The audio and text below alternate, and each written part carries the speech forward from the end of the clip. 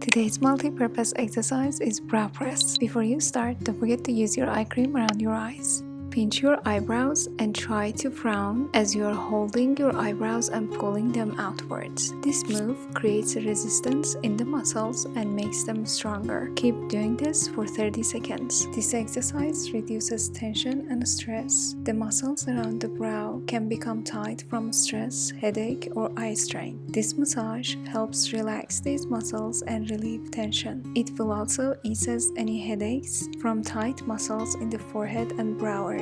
After that, start to pull outwards on your brows for 20 seconds. Frowning makes tension in the brow muscles. These muscles shorten by time. With this move, we are going to lengthen the muscles and help them to go back to their normal length. This exercise will also improve circulation, which can promote healthier skin and detoxification. Finally, keep massaging for 10 seconds on your temples. This massage opens the lymph node and helps to remove puffy and hooded eyes. It will also reduce headaches and anxiety.